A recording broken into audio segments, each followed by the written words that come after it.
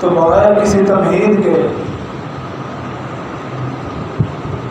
ہم اہل بیت کا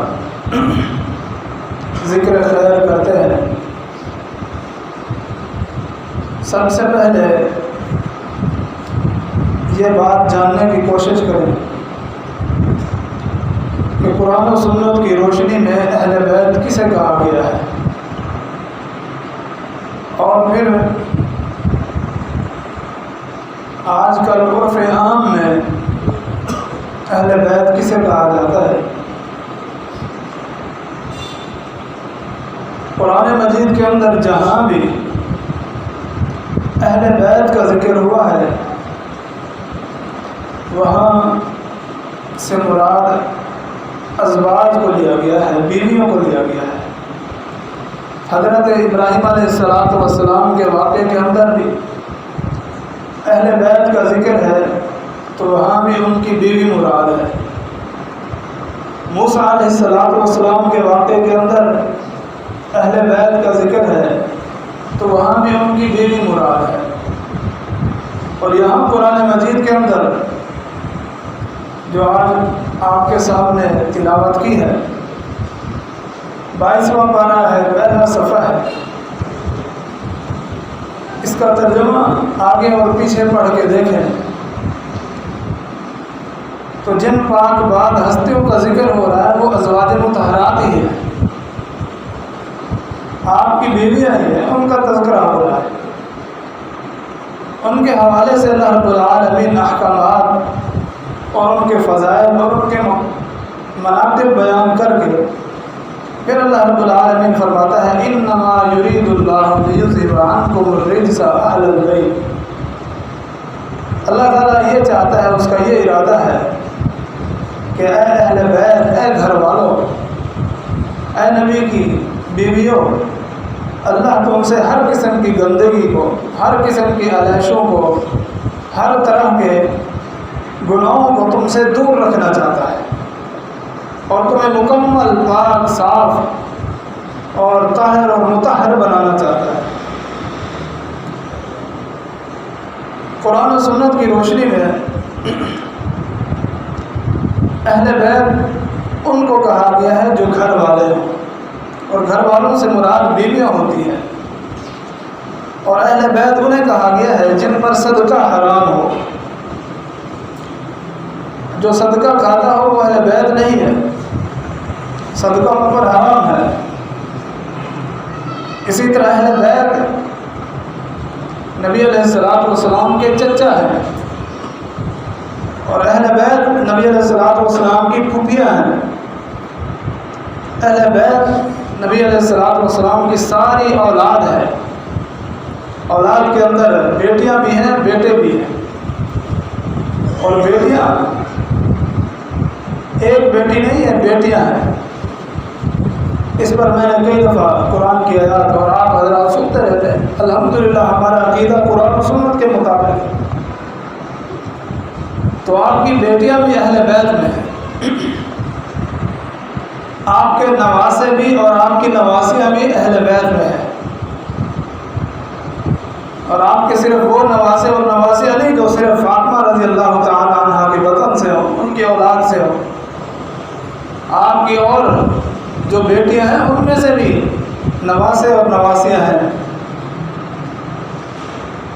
ان کا ذکر خیر بھی قرآن مجید کے اندر، فرقان حمید کے اندر اور احادیث مبارکہ کے اندر موجود ہے۔ تو یہ اہل بیت ہے۔ اہل بیت وہ نہیں ہے جنہیں آج پانچ تن پاک کہا جاتا ہے۔ یہ جملہ بھی حقیقت کے خلاف ہے، یہ جملہ بھی صحابہ کرام کی توہین ہے نعوذ باللہ، اور باقی آپ کی اولاد اور باقی آپ کے نواسے اور نواسیوں کی شان کے اندر کمی ہے کہ پنج تن پاک، صرف پنج پاک ہے، پانچ پاک ہے، باقی نعوذ باللہ کیسے ہے؟ تو اس کے مقابلے میں یوں کہا جائے کہ سب تن پاک ہے۔ میرے نبی کے تمام صحابہ بھی اور سارے اہل بیت بھی، وہ چاہے بیٹیاں ہوں، ازواج مطہرات ہوں، نواسے ہوں، نواسیاں ہوں، سب پاک ہیں، سب کو اللہ رب العالمین نے یہ اعزاز بخشا ہے۔ تو اہل بیت کا یہ تعارف ہے، صرف 5 نہیں ہے کہ ان میں سے امام کائنات محمد الرسول اللہ صلی اللہ علیہ وسلم اور سیدنا علی رضی اللہ تعالیٰ عنہ، سیدہ فاطمہ رضی اللہ تعالیٰ عنہ اور سیدنا حسن رضی اللہ تعالیٰ عنہ اور حسین رضی اللہ تعالیٰ عنہ، یہ 5 ہیں۔ یہ 5 نبی کے گھرانے میں سے ان کا تعلق ہے جو پاک ہیں، باقی بھی سارے پاک ہیں۔ علی پاک ہے تو ابو بکر بھی پاک ہے، علی پاک ہے تو عمر فاروق بھی پاک ہے، علی پاک ہے تو عثمان بھی پاک ہے، فاطمہ پاک ہے تو آپ کی دوسری بیٹیاں بھی پاک ہیں، خدیجہ اگر پاک ہے تو باقی بھی آپ کی ساری بیویاں پاک ہیں، آپ کی اولاد میں سے نواسے اور نواسیوں میں سے حسن و حسین پاک ہیں تو آپ کی نواسی حضرت زینب رضی اللہ تعالیٰ عنہ کی بیٹی امامہ وہ بھی پاک ہے، اور بھی آپ کی نواسیاں ہیں، وہ ساری کی ساری پاک ہیں۔ یہ تفریق اور یہ کمی اور کوتاہی کیوں؟ قرآن و سنت کے اندر یہی چیز ہمیں ملتی ہے کہ سب تن پاک ہے، اللہ نے سب کو معاف کر دیا ہے، اللہ نے سب کے لیے جنت کا وعدہ کیا ہے۔ وَكُلًّا وَعَدَ اللَّهُ الْحُسْنَى، آپ کے تمام صحابہ کے لیے اللہ نے حسنہ یعنی جنت کا وعدہ کیا ہے۔ تو ان اہل بیت کا جو قرآن و سنت کے اندر جن کا تعارف ہے، ان کے کیا فضائل اور مناقب ہیں، قرآن و سنت کی روشنی میں آپ سماعت فرمائیں۔ سب سے پہلے یہی آیات، انما یرید اللہ لیذھب عنکم الرجس اہل البیت ویطہرکم تطہیرا، انسانوں میں سے باقی سارے چھوٹے بڑے، عربی اجمی کالے گورے، وہ سارے یہ چاہتے ہیں کہ ہم گندگی سے دور ہو جائیں، اپنے آپ کو گندگی سے، گناہوں سے، علیشوں سے پاک رکھتے ہیں۔ اہل بیت وہ عظیم ہستیاں ہیں کہ اللہ رب العالمین فرماتا ہے ہم نے گناہوں کو ان سے دور کر دیا ہے، ہم نے ہر قسم کی علیشوں کو ان سے دور کر دیا ہے، نجس کو ان سے دور کر دیا ہے، اور ان کو مکمل پاک صاف بنا کے رکھا ہے۔ اب تم میں سے کسی کی یہ جرت نہ ہو کہ انگلی اٹھائے نبی کے گھرانے پر، اور جب بھی نبی کا گھرانہ بولا جائے گا اس میں سے آپ کی بیویاں بھی اور آپ کے چچے بھی، آپ کی پھوپھیاں بھی اور آپ کے نواسے اور نواسیاں بھی، آپ کی ساری اولاد اس میں شامل ہوگی۔ اور جب بھی اہل بیت کا لفظ بولا جائے گا تو یہ سارے خاندان والے، یہ سارے آپ کے رشتہ دار اس میں شامل ہوں گے۔ یہ آیات اہل بیت کی شان، عظمت، مقام اور فضیلت کے حوالے سے نازل ہوتی ہے۔ اسی طرح دوسری آیات ہے، اللہ رب العالمین فرماتا ہے میرے پیارے پیغمبر آپ ان کو فرما دو قُلْ لَا أَسْأَلُكُمْ عَلَيْهِ أَجْرًا إِلَّا الْمَوَدَّةَ فِي الْقُرْبَى، میں تم سے اپنی اس ذمہ داری کا، اپنی اس ڈیوٹی کا کوئی اجر اور کوئی اس کی آپ سے اجرت نہیں لیتا، کوئی معاوضہ نہیں لیتا، إِلَّا الْمَوَدَّةَ فِي الْقُرْبَى، صرف یہ چاہتا ہوں کہ میرے قربا جو ہیں، میرے جو رشتہ دار ہیں، میرے اہل بیت جو ہیں، میرے گھرانے والے جو ہیں، ان کے ساتھ تم نے محبت رکھ دی ہے۔ الا المودۃ فی القربى، میرے قرابت داروں کے متعلق مودت، محبت، الفت اور پیار کا میں تم سے سوال کرتا ہوں اور کسی چیز کا سوال نہیں کرتا۔ یہ اہل بیت ہیں جن کے حوالے سے نبی علیہ الصلوۃ والسلام اپنی امت کو یہ فریضہ سونپ کے گئے ہیں، اہل بیت میں سے ہر ایک کے ساتھ محبت اور پیار ہے۔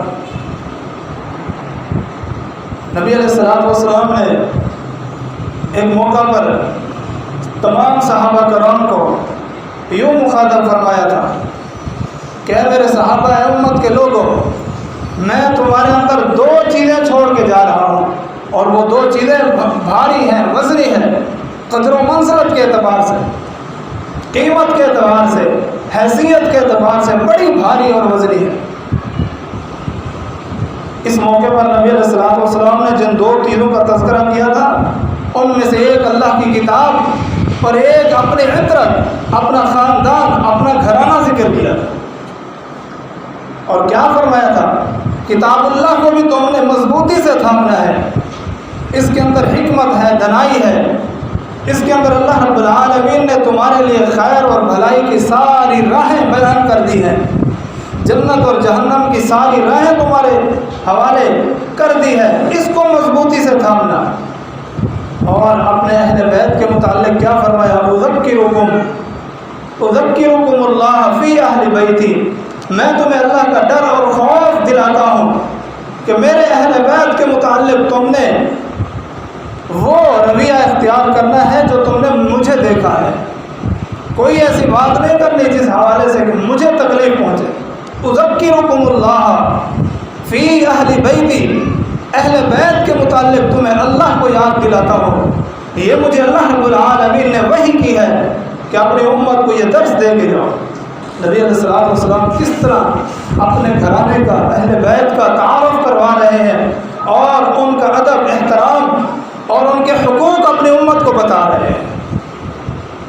یہ اہل بیت ہے۔ نبی علیہ السلام نے خاص طور پہ یہ جملہ فرمایا، اذکرکم اللہ فی اہل بیتی۔ اور اسی موقع پہ نبی علیہ السلام نے سیدنا علی رضی اللہ تعالی عنہ کو خاص طور پہ تمام صحابہ کرام کے سامنے کھڑا کر کے ان کا ہاتھ تھام کے فرمایا تھا کہ من کنت مولاہ فعلی مولاہ، کہ جس کا میں دوست ہوں علی اس کا دوست ہے، علی جس کا دوست ہے میں اس کا دوست ہوں۔ اس مولا سے مراد تمام محدثین اور مفسرین جب قرآن و سنت کے سارے دلائل کو بیان کر کے ذکر کرتے ہیں تو اس سے مراد وہ نہیں ہے جو اہل تشیع اور رافض نے بیان کیا کہ دیکھو نبی علیہ السلام نے علی کو اپنا نمائندہ، علی کو اپنا خلیفہ اور علی کو اپنا نائب بنا کے صحابہ کرام کے سامنے پیش کیا تھا۔ نہیں، مولا کے بہت سارے معنی ہیں۔ اور پھر اگلا جملہ ہی اس بات کی وضاحت کرتا ہے، یہاں مولا سے مراد نبی علیہ السلام نے کیا ذکر فرمایا؟ فرمایا اللہم من والی مولاہ ومن عادی عاداہ، اے اللہ جو اس علی سے محبت کرے تو بھی اس سے محبت کر، جو اس علی سے بغاوت رکھے، بغض رکھے، نفرت کرے، اللہ اس سے تو بھی نفرت اور اس سے عداوت رکھنا۔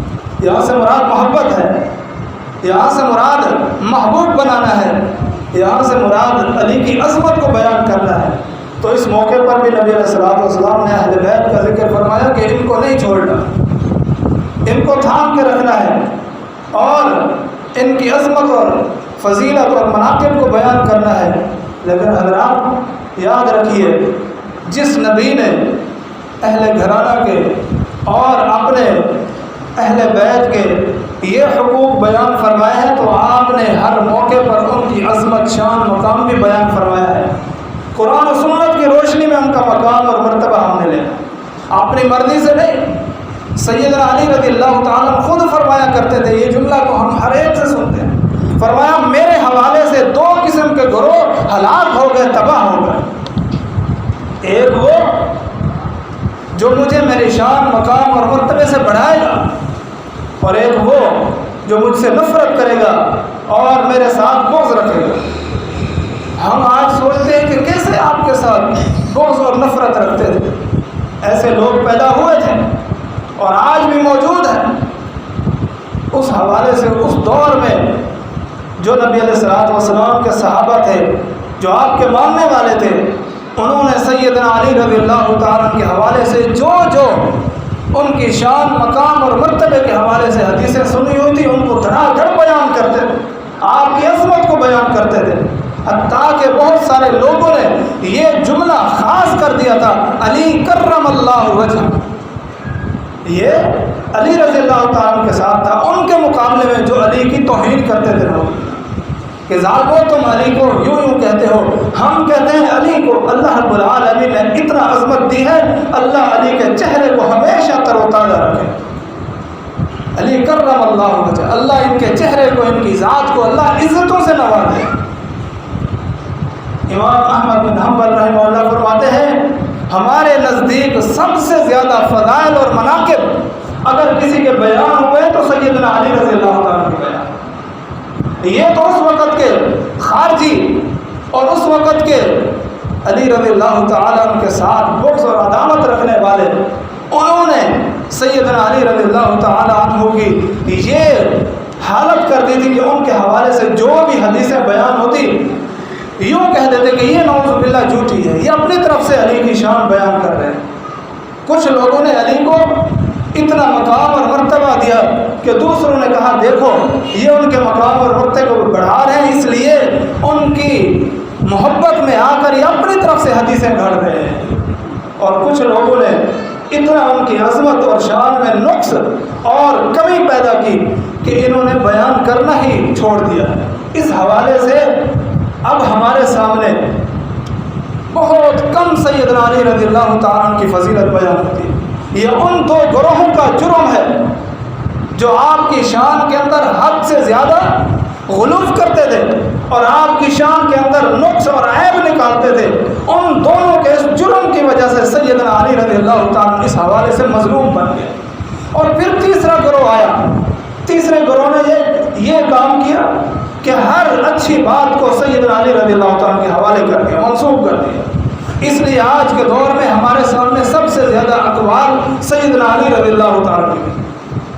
جس کو جو کوئی اچھی بات لگتی ہے اس کا تعلق چاہے قرآن و حدیث سے نہ ہو، عرف عام میں ہو، اقوال ذریعہ یہ جس قول علی ہے یہ سیدنا علی رضی اللہ تعالیٰ نے بیان فرمایا ہے. تو یہ سیدنا علی رضی اللہ تعالیٰ کے حوالے کے ساتھ اس طرح رویہ اختیار کیا گیا. اس لیے پھر جو ہے آج سیدنا علی رضی اللہ تعالیٰ کی فضیلت، منقبت اور شان اور عظمت کو اس طرح بیان نہیں کیا جاتا جس طرح بیان کیا جانا چاہیے. تو اہل بیت کا ذکر کر رہا تھا. اہل بیت کے حوالے سے سیدنا ابو بکر صدیق رضی اللہ تعالیٰ عنہ سے لے کر آپ کے آخری صحابی تک، سیدنا ابو بکر سے لے کر آخری صحابی تک جو اس دنیا کو چھوڑ کے جاتا ہے، سب کے سب اہل بیت کے ساتھ محبت کیا کرتے تھے اور حد سے زیادہ غلو کا شکار نہیں ہوتے تھے. جو کچھ انہوں نے نبی علیہ السلام سے سنا تھا وہی بیان کیا کرتے تھے. سیدنا ابو بکر صدیق تو یوں فرمایا کرتے تھے، بڑا پیارا جملہ ہے اور صحیح حدیث میں ثابت ہے. فرماتے تھے لقرابۃ رسول اللہ صلی اللہ علیہ وسلم احب من قرابتی. لوگوں سن لو، مجھے میرے اپنے رشتہ دار اتنا عزیز نہیں ہے جتنا مجھے میرے نبی کے رشتہ دار عزیز ہیں. مجھے اتنا وہ خاندان محبوب نہیں ہے جو میرا خاندان ہے، میرا بیٹا ہے، میری بیٹی ہے اور میرا والد ہے اور میرا خاندان ہے. میرے آگے پوتے اور پوتیاں، نواسے اور نواسیاں ہے، یہ سارا خاندان ہوتا ہے. مجھے وہ اتنا زیادہ محبوب نہیں ہے جتنا مجھے نبی کا خاندان پیارا لگتا ہے. یہ سیدنا علی رضی اللہ تعالی عنہ کی اولاد کے حوالے سے اور نبی علیہ السلام کے خاندان کے حوالے سے ابو بکر صدیق رضی اللہ تعالی عنہ بیان فرمایا کرتے ہیں. اور ایک حدیث مجھے یاد آئی ابھی، سیدنا ابو بکر صدیق ہی ہے، بڑی مشہور و معروف حدیث ہے. ایک دن عصر کی نماز پڑھی اور سیدنا علی رضی اللہ تعالیٰ عنہ کے ساتھ ہے. سیدنا علی رضی اللہ تعالیٰ عنہ پہلے صف کے ساتھ جو ہے جماعتی ہے اور نمازی. سیدنا ابو بکر صدیق کی خلافت کے دور میں بھی آپ پہلی صفوں میں نماز پڑھا کرتے تھے. سیدنا عمر کی خلافت اور امارت میں بھی باجماعت نماز ادا کیا کرتے تھے. اور سیدنا عثمان رضی اللہ تعالیٰ عنہ کے دور میں بھی سیدنا علی رضی اللہ تعالیٰ عنہ ان کی امامت میں نمازیں ادا کریں. اب اگر ان اصحاب ثلاثہ کی امارت کو، ان کی خلافت کو سیدنا علی رضی اللہ تعالیٰ نے اگر نہیں مانا تھا تو پھر ظاہر اور علی الاعلان کیوں نہیں یوں کہا تھا کہ جب میں ان کو خلیفہ برحق مانتا ہی نہیں ہوں، ان کو امیر المومنین مانتا ہی نہیں ہوں، تو پھر میں ان کے پیچھے نمازیں، ان کی باتیں اور ان کے احکامات کیوں مانوں؟ نہیں، سیدنا علی رضی اللہ تعالی عنہ کبھی کوئی ایسا جملہ نہیں بولا، بلکہ پوری طرح امانت اور صداقت کے ساتھ ان اصحاب ثلاثہ کو اپنا امیر بھی مانتے تھے اور اپنا خلیفہ برحق بھی مانتے تھے اور ان کے پیچھے نمازیں بھی پڑھا کرتے تھے. عصر کے ٹائم نماز پڑھی، نماز کے بعد نبی علیہ الصلوۃ والسلام کے یہ دونوں صحابی ابو بکر اور علی رضی اللہ تعالی، اللہ نے ایسی محبتیں قرآن مجید کے اندر بیان فرمائی ہے، رحماء بینہم، یوں نہیں فرما دیا یہ تو آج کی لگائی ہوئی آگے ہے، یہ تو آج کی نفرتیں اور عداوتیں بیان کی گئی ہے۔ اللہ کا قرآن حق ہے، سچ ہے، رحماء بینہم، یہ آپس میں بڑے رحم دل۔ عصر کی نماز پڑھ کے باہر نکلے، ایسے چلتے چلتے بازار میں پہنچ گئے، بازار کے قریب سیدنا حسن رضی اللہ تعالی عنہ، سیدنا علی کے بڑے بڑے بیٹے۔ آج حسن کا تذکرہ اتنا کیوں نہیں ہوتا جس طرح علی کے بیٹے حسین کا تذکرہ ہوتا ہے، اور ان سے بھی آگے اولاد کا تذکرہ ہوتا ہے، سیدنا حسن کا تذکرہ کیوں نہیں ہوتا؟ سیدنا حسن کا تذکرہ آپ ہمارے جید علماء سے سنتے رہتے ہیں۔ اصل میں پیٹ میں مروڑ یہ ہے مخالفین کو اور جو ہے وہ منکرین کو۔ سیدنا حسن رضی اللہ تعالیٰ نے سیدنا معاویہ رضی اللہ تعالیٰ کے ہاتھ پر بیعت کی تھی، اور وہ سب کتابوں کے اندر اور سارے مکاتب فکر کی کتب کے اندر موجود ہے۔ یہ مروڑ ہے کہ سیدنا حسن نے کیوں بیعت کی تھی۔ ہم بتاتے ہیں کیوں بیعت کی تھی، کیوں تسلیم کیا تھا، کیوں مان لیا تھا ان کو۔ وہ اس لیے کہ میرے پیغمبر علیہ الصلوۃ والسلام نے پہلے سے پیشن گوئی کر دی تھی، پہلے سے ہی بیان کر دیا تھا۔ کیا پیشن گوئی تھی، کیا بیان کیا تھا؟ ایک دن نبی علیہ الصلوۃ والسلام ایسے خطبہ ارشاد فرما رہے ہیں، دو واقعے ہیں، ان میں سے ایک واقعہ یہ، سیدنا حسن رضی اللہ تعالیٰ عنہ ایسے سامنے سے آ رہے ہیں، اور ایسے چلتے چلتے چلتے آ کے سامنے بیٹھ گئے۔ ایک واقعہ ہے کہ خود نبی علیہ الصلوۃ والسلام اتر کے گئے، خطبہ چھوڑ کے گئے، ان کو لے کے آئے۔ تیسرا واقعہ ہے کہ دونوں بیٹے تھے، حسن اور حسین۔ تو ان دو واقعوں میں سے کہ جہاں وہ اکیلے تھے، آ کے سامنے بیٹھ گئے، میرے پیغمبر علیہ الصلوۃ والسلام نے فرمایا، لوگوں سنو، یہ میرا بیٹا سردار ہے، یہ میرا بیٹا سید سردار ہے، یہ مسلمانوں کی دو عظیم قوموں اور دو عظیم گروہوں میں صلح کروائے گا۔ حسن رضی اللہ تعالیٰ نے صلح کروا دی۔ حسن رضی اللہ تعالیٰ عنہ بچوں کے ساتھ کھیل رہے ہیں، ابو بکر صدیق اور علی رضی اللہ تعالیٰ گئے۔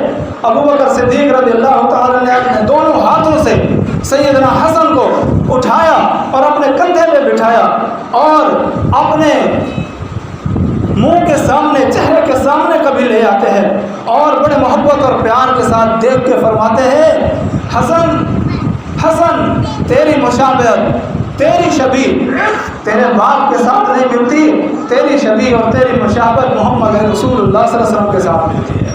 اور ادھر حسن اور ادھر علی رضی اللہ تعالیٰ مسکرا رہے ہیں۔ اور یہ آپ نے سنا ہوا ہے، سیدنا حسن رضی اللہ تعالیٰ عنہ نبی علیہ الصلوۃ والسلام کے چہرے کے ساتھ اور آپ کے آدھے جسم کے ساتھ مشابہت رکھا کرتے تھے۔ چہرہ اس میں سے ناک ہو گیا، ہونٹ ہو گئے، کان ہو گئے، اور یہ آنکھیں مبارک ہو گئی، یہ سارا چہرہ اور سینہ اور یہ ہاتھ میرے پیغمبر علیہ الصلوۃ والسلام جیسے تھے، اور باقی دوسرا جسم اطہر مبارک وہ سیدنا حسین رضی اللہ تعالیٰ کے ساتھ مشابہت رکھا کرتا تھا۔ اور صحابہ کرام فرمایا کرتے تھے، لوگوں جس نے میرے پیغمبر علیہ الصلوۃ والسلام کا چہرہ دیکھنا ہو حسن کو دیکھ لیا کرو، اور جس نے میرے پیغمبر علیہ الصلوۃ والسلام کی چال ڈھال کو دیکھنا ہو، اٹھنے بیٹھنے کو دیکھنا ہو، چلنے کو دیکھنا ہو، وہ حسین کو دیکھ لیا کرے۔ معراج کے موقع پر نبی علیہ الصلوۃ والسلام نے جب واپس آئے اور ابراہیم علیہ الصلوۃ والسلام کا تذکرہ فرمایا کہ ہے میری امت کے لوگوں، ابراہیم علیہ الصلوۃ والسلام نے آپ کو سلام بھیجا ہے۔ کیسی پیاری امت ہے، ابراہیم نے آپ کو سلام بھیجا ہے۔ پھر صحابہ کرام نے پوچھ ہی لیا، اللہ کے پیغمبر ابراہیم علیہ الصلوۃ والسلام کو آپ نے کس کی شکل و شباہت میں دیکھا ہے؟ آپ نے فرمایا، جس نے ابراہیم کو دیکھنا ہو اپنے نبی محمد کو دیکھ لو صلی اللہ علیہ وسلم، جس نے ابراہیم کو دیکھنا ہو وہ محمد کائنات صلی اللہ علیہ وسلم کو دیکھ لے، اور جس نے امام کائنات کو دیکھنا ہو وہ حسن و حسین کو دیکھ لے۔ تو یہ ابو بکر صدیق ہے جو فرمایا کرتے تھے، لَقَرَابَةُ رَسُولِ اللَّهِ صلی اللہ علیہ وسلم احب من قرابتی، مجھے میرے اپنے رشتہ دار، اپنا خاندان، اپنی قوم قبیلہ اتنا عزیز نہیں ہے جتنا محمد رسول اللہ صلی اللہ علیہ وسلم کا خاندان اور آپ کا گھرانہ مجھے عزیز ہے۔ یہ اہل بیت ہے جن کے بارے میں قرآن کی آیاتیں ہیں، جن کے بارے میں نبی علیہ الصلوۃ والسلام نے یہ فرامین جاری کیے، اور جن کے بارے میں ابو بکر صدیق یوں فرماتے ہیں، یہ اہل بیت ہیں جن کے بارے میں سیدنا عمر فاروق بھی لوگوں کو اپنے حوالے سے یوں سمجھایا کرتے تھے۔ ایک موقع پر کہیں سے مال غنیمت آیا، اس میں بڑے پیارے پیارے خوبصورت سوٹ اور جوڑے بھی ہیں، بچوں کے بھی کپڑے ہیں۔ عمر فاروق رضی اللہ تعالی عنہ نے وہ کپڑے تقسیم کیے۔ جب حسن و حسین کی باری آئی تو فرمایا میں آج حسن و حسین کو ان کپڑوں میں سے کچھ بھی نہیں دوں گا۔ اللہ اکبر، لوگ حیران ہو گئے۔ فرمایا میری مکمل بات تو سنو، ان کپڑوں میں سے، ان جوڑوں میں سے کوئی ایسا شایان شان جوڑا نہیں ہے جو حضرین کریمین کو ان کی شان کے لائق میں ان کو دوں۔ میں دوبارہ اسپیشلی طور پر ملک شام میں اپنا نمائندہ بھیجتا ہوں، یمن میں بھیجتا ہوں، وہاں جا کے خصوصی طور پہ جوڑے لے کے آئیں جو ان کی شایان شان ہو، اور وہ میں ان کو پہناؤں گا۔ آج ان کے حوالے سے اس طرح کی بات ہے۔ اور وہ موقع بھی جب جو ہے ایران سے یہ باندیاں اور یہ لوڈیاں اور یہ عورتیں غلام بن کے آئیں تو امیر المومنین عمر بن خطاب رضی اللہ تعالی عنہ نے ان میں سے ایک لڑکی کا نکاح اپنے بیٹے عبداللہ بن عمر سے کر دیا، ایک کا نکاح ابو بکر صدیق کے بیٹے کے ساتھ کر دیا، اور ایک شہزادی جس کو شہر بانو کہا جاتا ہے اس کا نکاح لوگوں نے دیکھا یہ کس لیے، یہ کس کو ان کی شادی یا ان کو کس کے حوالے کریں گے؟ فرمایا یہ شہزادی ہے، ہم میں سے کوئی اور شہزادہ اس کے لائق نہیں ہے، شہزادیاں شہزادوں کو ملتی ہے، اس لیے یہ شہر بانو امام کائنات محمد رسول اللہ صلی اللہ علیہ وسلم کے شہزادے حضرت حسین کے ساتھ ہم ان کو حوالے کر دیں گے، اور پھر جو ہے وہ ان کے ساتھ شادی ہو جائے۔ یہ اس طرح محبت اور پیار اہل بیت کے ساتھ کیا کرتے تھے، اور میں اہل بیت کا وہ حصہ آپ کے سامنے صرف بیان کر رہا ہوں جن کو لوگ چلو آج کے دور میں 5 پارٹ ذکر کرتے ہیں، باقی آپ کی ازواج اور آپ کی بنات اور آپ کی اولاد اور آپ کے باقی خاندان کے وہ افراد جن کو جو ہے وہ ان میں شامل نہیں کیا جاتا اہل بیت میں سے، تو ان کو جو ہے وہ قرآن و سنت نے بیان کر دیا ہے، کوئی مانے یا نہ مانے اس میں سے کوئی فرق نہیں پڑتا۔ ان پاک بعض ہستیوں میں سے میں یہ ضرورت محسوس کرتا ہوں کہ آپ نے ان ایام میں سیدنا عمر بن خطاب رضی اللہ تعالیٰ عنہ کی سیرت بھی سنی ہے، اور سیدنا عثمان رضی اللہ تعالیٰ عنہ کی سیرت شہادت بھی سنی ہے۔ مختصر وقت میں سیدنا علی رضی اللہ تعالیٰ عنہ کا تذکرہ کرنا چاہتا ہوں۔ سیدنا علی رضی اللہ تعالیٰ عنہ کا تذکرہ اس لیے ضروری ہے کہ وہ ان پاک بعد ہستیوں میں سے ہیں جن کو ہم خلیفہ اربع کہتے ہیں، خلفائے راشدین کہتے ہیں۔ ابو بکر صدیق کا تذکرہ ان کی ولادت یا ان کی وفات کے ایام میں ہو جاتا ہے، ان موقعوں پر عمر فاروق اور عثمان رضی اللہ تعالیٰ کا تذکرہ ان کی شہادت کے حوالے سے ہوتا ہے، تو کیوں نہ پھر سیدنا علی رضی اللہ تعالیٰ کا تذکرہ بھی ہو، اس لیے کہ یہ پاک بعض ہستی میں رہ جاتی ہے تذکرہ کرتے، ان کو کیوں چھوڑا جائے؟ ہمارا تو یہ عقیدہ ہے، یہ ایمان ہے، اور ہمارا یہ نظریہ ہے، یہ سوچ ہے، یہ فکر ہے، یہ مسلک ہے، یہ منہج ہے کہ جب تک علی رضی اللہ تعالیٰ کا تذکرہ نہیں ہوتا اس وقت تک ہمارا ایمان مکمل نہیں ہے۔ اس لیے کہ امام کائنات محمد رسول اللہ صلی اللہ علیہ وسلم نے خود بیان فرمایا تھا، اے علی آپ سے محبت صرف مومن رکھے گا اور آپ سے نفرت اور عداوت منافق رکھے گا۔ جس کے دل میں علی رضی اللہ تعالیٰ کی محبت ہے وہ اپنے آپ کو مومن سمجھے، جس کے دل میں علی رضی اللہ تعالیٰ کی محبت نہیں ہے وہ اپنے آپ کو مومن کہلوانے کا کوئی حق نہیں رکھتا۔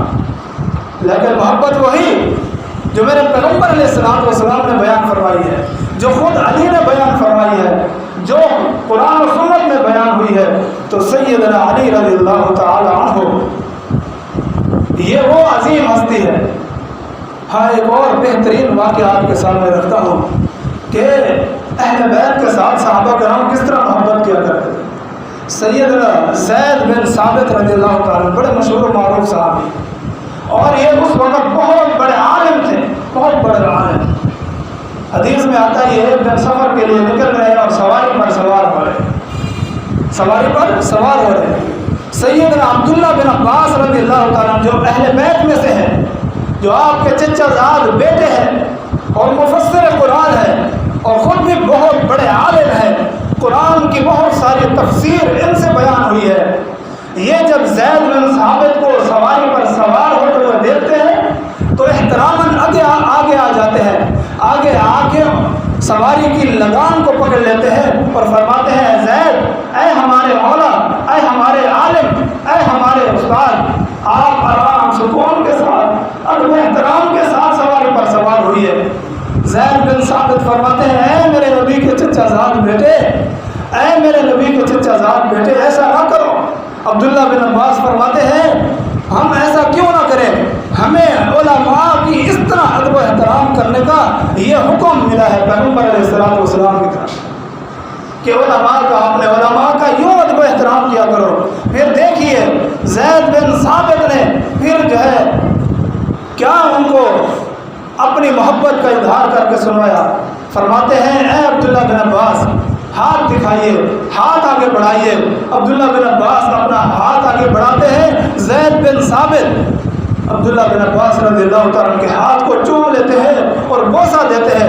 عبداللہ بن عباس فرماتے ہیں اے زید بن ثابت یہ کیا کر رہے ہیں؟ فرمایا ہمیں بھی اہل بیت کے ہر فرد کے ساتھ اس طرح محبت اور پیار کرنے کا حکم ملا ہے۔ یہ صحابہ اور اہل بیت کا آپس میں پیار دیکھیے۔ تو سیدنا علی رضی اللہ تعالیٰ کا تذکرہ مختصر کرتا ہوں۔ علی وہ ہے جو شیر خدا ہے، علی وہ ہے جو حیدر کرار ہے، علی وہ ہے جو اسد اللہ الغالب ہے، علی وہ ہے جن کو میرے پیغمبر علیہ السلام نے ابو تراب کی کنیت سے نواز کر فرمایا تھا تم ابا تراب، اے ابو تراب اٹھ جاؤ محبت اور پیار کے ساتھ۔ علی وہ ہے جن کو میرے پیغمبر علیہ السلام نے اپنی آخری بیٹی لخت جگر ان کے نکاح میں، ان کی شادی کے اندر ان کو دے دی اور فرمایا علی میری بیٹی کا خیال فرمایا۔ علی رضی اللہ تعالیٰ کون ہے؟ میرے پیغمبر علیہ السلام نے ایک موقع پر ایک غزوہ کے لیے جاتے ہوئے، غزوہ تبوک ہے غالباً، علی رضی اللہ تعالیٰ کو مدینہ کے اندر ذمہ داری سونپی۔ یہ علی رضی اللہ تعالیٰ عنہ فرماتے ہیں اللہ کے پیغمبر مجھے آپ بچوں میں اور عورتوں میں چھوڑ کے جا رہے ہیں، میں بھی آپ کے ساتھ جانا چاہتا ہوں۔ فرمایا اے علی کیا تو اس بات پر راضی نہیں ہوتا تیری مثال میرے ساتھ ایسے ہو جیسے موسیٰ کے ساتھ ہارون کی تھی؟ وہ سگا بھائی تھا اس کا اور ان کے ساتھ محبت اور پیار کیا کرتے تھے اور آپس میں مل جل کے دعوت و تبلیغ کا کام کیا کرتے تھے۔ میں بھی آج تمہیں یہی ذمہ داری دے کے جا رہا ہوں، لیکن یاد رکھنا ہارون کو اللہ رب العالمین نے نبی بنایا تھا، میرے بعد کوئی نبی نہیں ہوگا۔ ایک اور موقع پر نبی علیہ السلام صحابہ کرام کے درمیان مواخات قائم کر رہے ہیں، بھائی چارہ قائم کر رہے ہیں۔ ہم نے سنا ہوا ہے بھائی چارہ، ہجرت کے موقع پر دو صحابہ کو بھائی بنا دیا تھا کہ ایک دوسرے کا خیال کرتا ہے۔ سیدنا علی رضی اللہ تعالیٰ کو پتہ چلا کہ اس طرح پیغمبر علیہ السلام نے جوڑیاں بنا دی ہیں، مجھے کسی کے ساتھ نہیں ملایا۔ حدیث کے الفاظ ہیں سیدنا علی رضی اللہ تعالیٰ کی آنکھوں سے آنسو ہیں اور فرماتے ہیں اللہ کے پیغمبر آپ نے ہر ایک کو دوسرے کے ساتھ جوڑ دیا ہے، یعنی ان کا بھائی بنا دیا ہے، مجھے کسی کا بھائی نہیں بنایا۔ میرے پیغمبر علیہ السلام فرماتے ہیں یا علی، اے علی رضی اللہ تعالیٰ عنہ انت اخی فی الدنیا والآخرہ، میں آپ کو اپنا بھائی بناتا ہوں، آپ میرے بھائی ہیں اس دنیا کے اندر بھی اور آخرت کے اندر۔ سیدنا علی رضی اللہ تعالیٰ وہ ہے۔ میرے پیغمبر علیہ السلام نے ایک موقع پہ یوں فرمایا تھا اے علی آپ کو اللہ رب العالمین نے یہ عزت یہ عظمت عطا فرمائی ہے۔ حج کے موقع پر جو پہلا حج تھا پہلا اس میں نبی علیہ السلام نے سیدنا ابوبکر صدیق رضی اللہ تعالیٰ کو احکامات جاری کر کے دی اور ان کے بعد پھر سیدنا علی رضی اللہ تعالیٰ کو پیچھے بھیجا، فرمایا جاؤ ابوبکر صدیق کا ساتھ دینا ہے اور یہ جو آیات میں آپ کو سورۃ البراء کی ابتدائی آیاتیں دے کے بھیج رہا ہوں یہ آپ نے جا کے ابوبکر کو فرمانا ہے کہ میرے پیغمبر نے فرمایا ہے کہ یہ آیاتیں میں امت کو جا کے سناؤں اور امت کو یہ جملہ بھی میں جا کے کہوں کہ آج کے بعد کوئی بھی ننگا ہو کے برہنہ ہو کے بیت اللہ کا طواف نہیں کرے گا، اور آج کے بعد کوئی مشرک اس کے قریب نہ آئے۔ سیدنا ابوبکر صدیق رضی اللہ تعالیٰ فرماتے ہیں اے علی، جی ہاں یہ آپ کا ہی حق ہے جب اللہ کے پیغمبر علیہ السلام نے آپ کو بھیجا۔ ایک موقع پر سیدنا علی رضی اللہ تعالیٰ عنہ کو کسی موقع پر ایک لشکر میں روانہ کیا، صحیح حدیث کے اندر ہے، جب وہ روانہ ہو گئے صحابہ کرام فرماتے ہیں میرے پیغمبر علیہ السلام نے دونوں ہاتھ اٹھائے آسمان کی طرف اور کیا فرماتے ہیں، اے اللہ مجھے اس وقت تک موت نہ دینا جب تک میں علی کا چہرہ نہ دیکھ لوں، میں علی رضی اللہ تعالیٰ کو دوبارہ نہ دیکھ لوں۔ اللہ اکبر، یہ ہے سیدنا علی رضی اللہ تعالیٰ عنہ جن کو اللہ رب العالمین نے یہ عظمت عطا فرمائی ہے، یہ جو ہے فضیلت عطا فرمائی ہے۔ علی رضی اللہ تعالیٰ عنہ سوائے ایک غزوے کے، سوائے ایک مارکے کے، باقی جتنی بھی تاریخ اسلام کے اندر نبی علیہ السلام کی موجودگی میں یا جو ہے آپ کی وفات کے بعد جتنی جنگیں ہوئی ہیں اس میں اپنے آپ کو شریک کیا ہے، اور جس میں شریک نہیں ہوئے وہ ابھی آپ نے سنی، آپ خود ان کو جز وقتی اپنا امیر بنا کے گئے ہیں، اپنا خلیفہ بنا کے گئے ہیں۔ اس سے مراد وہ نہیں ہے کہ اب جو ہے وہ خلیفہ جس کو خلیفہ حقیقی کہا جاتا ہے، وہ صحابہ کرام نے اس طریقے سے بیان فرمایا۔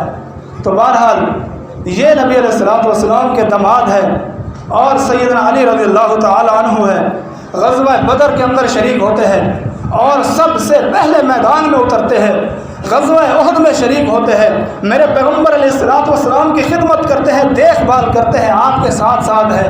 اور اسی طرح غزوہ خندق جو کھودی گئی تھی، جو مشہور و معروف غزوہ ہے، جو مدینہ کے آس پاس ساری خندقیں کھودی گئی تھی، اس میں بھی سیدنا علی رضی اللہ تعالیٰ پیش ہے، اور اس وقت بھی جو سب سے زیادہ اہم کردار نبھایا تھا وہ سیدنا علی رضی اللہ تعالیٰ۔ اور آگے دیکھیے صلح حدیبیہ ہے، یہ بھی ایک جنگ کا موقع بن گیا تھا، حالانکہ نبی علیہ السلام جنگ کی نیت سے، لڑائی کی نیت سے نہیں گئے تھے، آپ تو عمرے کی نیت سے جا رہے تھے۔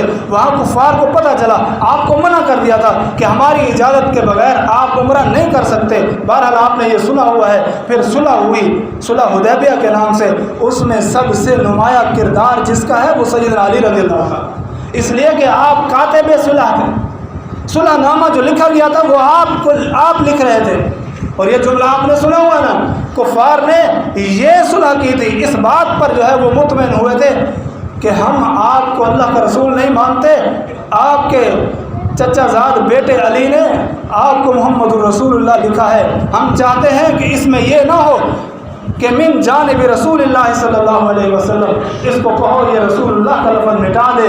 سیدنا علی رضی اللہ تعالیٰ روتے ہوئے آئے، فرمایا اللہ کے پیغمبر یہ ظالم مجھے کس چیز کا حکم دے رہے ہیں، میری جو ہے وہ انگلیاں اس بات کی اجازت نہیں دیتی، میرا ایمان اس بات کی اجازت نہیں دیتا کہ محمد الرسول اللہ یعنی اللہ کے رسول کے لفظ کو میں مٹا دوں۔ نبی علیہ السلام نے فرمایا علی کہاں لکھا ہوا ہے مجھے دکھائیے۔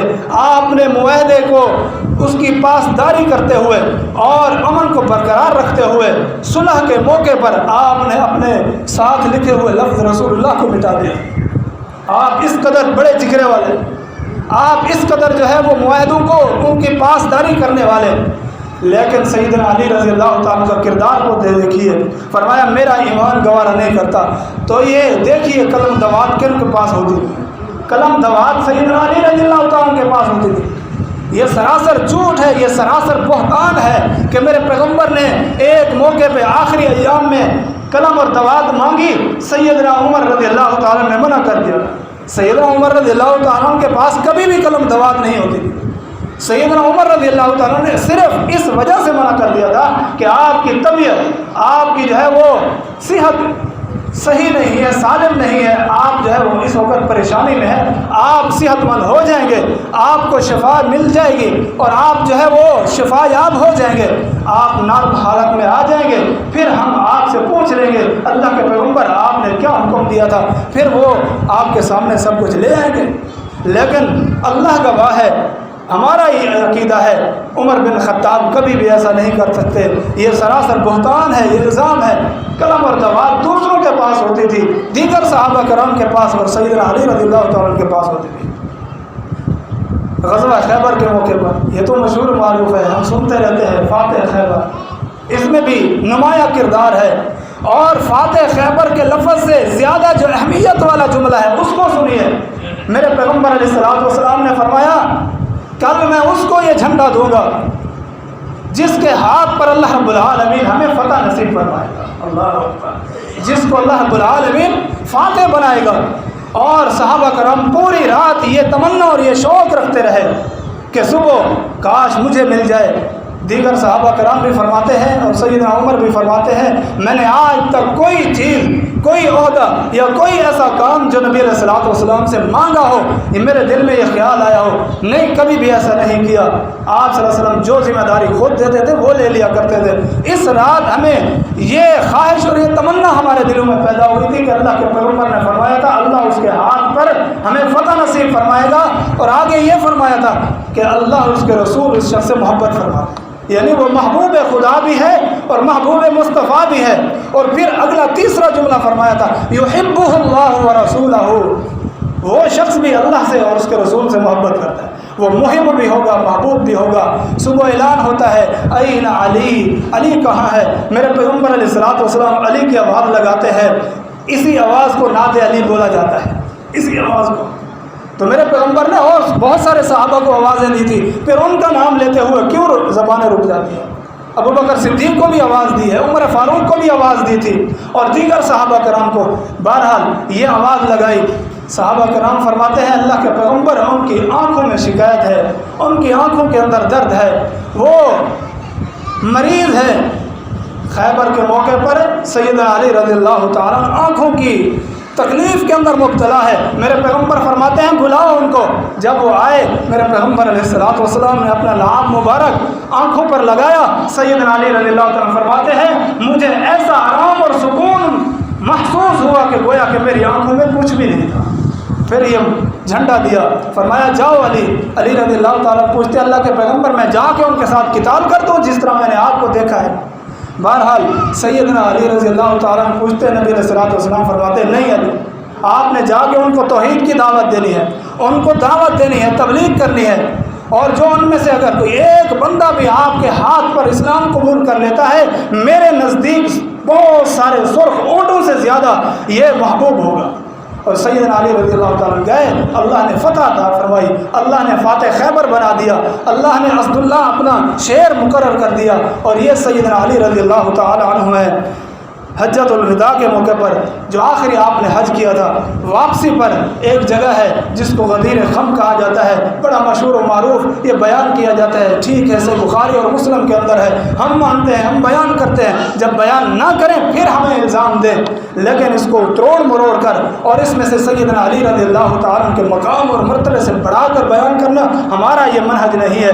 نبی علیہ الصلوۃ والسلام نے اس موقع پر فرمایا تھا من کنت مولاہ فہذا علی المولا ہو۔ ایک اور موقع پہ فرمایا تھا علی آپ کے ساتھ صرف مومن محبت کرے گا اور منافق جو ہے آپ سے نفرت رکھے گا۔ اب چند میں آپ کے سامنے وہ باتیں سیدنا علی کی رکھتا ہوں رضی اللہ تعالی عنہ، جو نبی علیہ الصلوۃ والسلام نے احکامات دیے سیدنا علی رضی اللہ تعالی نے وہ ہمارے پاس تک پہنچائے ہیں۔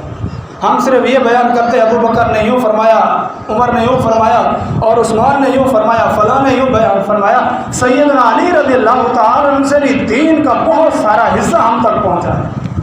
ان میں سے ایک مشہور و معروف وہ دعائیں، وہ اذکار جو نبی علیہ الصلوۃ والسلام نے سیدہ فاطمہ کو رضی اللہ تعالیٰ عنہ کو بیان فرمائی تھی کہ اے میری بیٹی میں آپ کو غلام نہیں دے سکتا، آپ کو نوکر نہیں دے سکتا۔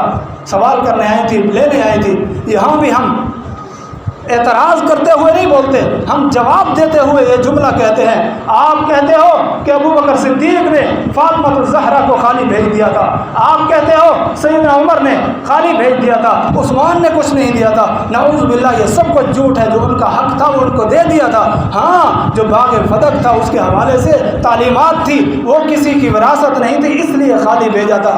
اب دیکھو اگر یہی اعتراض ابو بکر عمر اور عثمان پر آتا ہے تو نعوذ باللہ یہ اعتراض سب سے پہلے امام کائنات پر آتا۔ یہ جملہ دے دیتے تو کیا ہو جاتا، چل کے آئی تھی دے دیتے کچھ نہ کچھ۔ تو ہم بھی کہتے ہیں میرے پیغمبر علیہ الصلوۃ والسلام بھی ایک غلام اور ایک جو ہے وہ نوکر ایک باندی دے دیتے تو کیا ہوتا؟ بقول تمہاری زبان کی ذات میرے پیغمبر علیہ الصلوۃ والسلام نے فرمایا نہیں اے علی آپ بھی جاؤ، اے فاطمہ آپ بھی خالی ہاتھ جاؤ، نہیں دیا۔ کیا فرمایا تھا؟ فرمایا نہیں، یہ ان کا حق ہے جو یہاں صفہ والے، یہ چبوترے والے، یہ دور دراز سے دین کو سیکھنے ہیں، یہ ان کا حق ہے، پہلے ان کی خدمت میں کروں گا، پھر جو ہے وہ آپ کو دیکھوں گا۔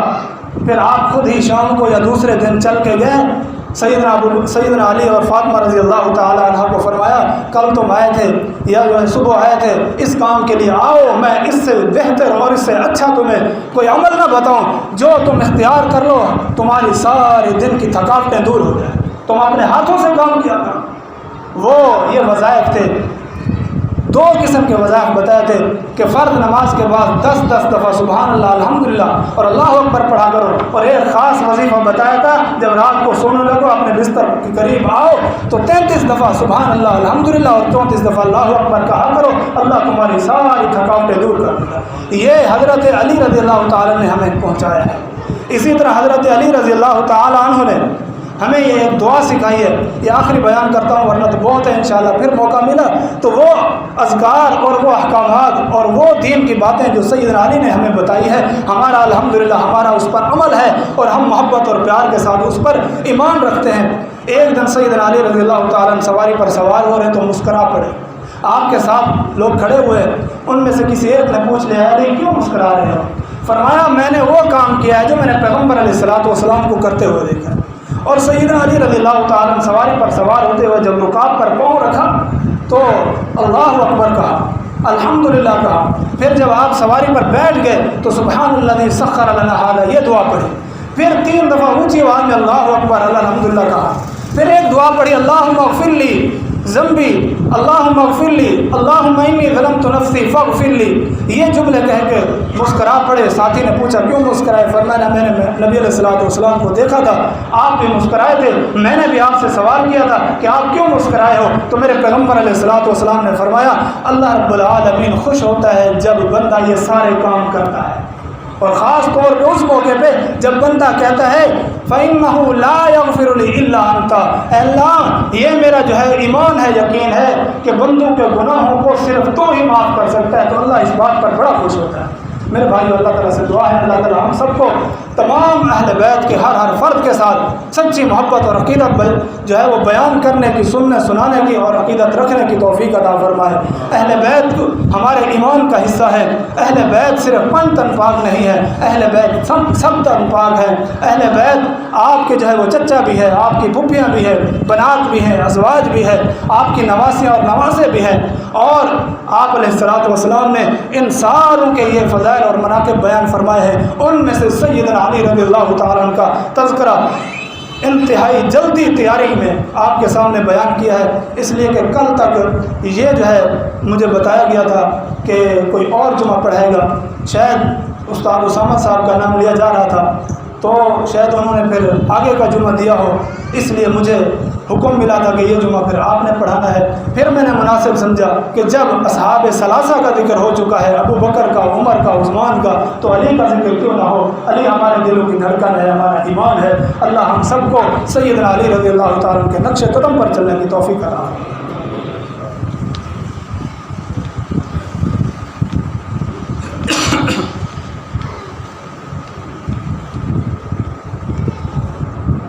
إن الحمد لله نحمده ونستعينه ونستغفره ونعوذ بالله من شرور أنفسنا ومن سيئات أعمالنا من يهده الله فلا مضل له ومن يضلل فلا هادي له وأشهد أن لا إله إلا الله وأشهد أن محمدا عبده ورسوله اللهم صل على محمد وعلى آل محمد كما صليت على إبراهيم وعلى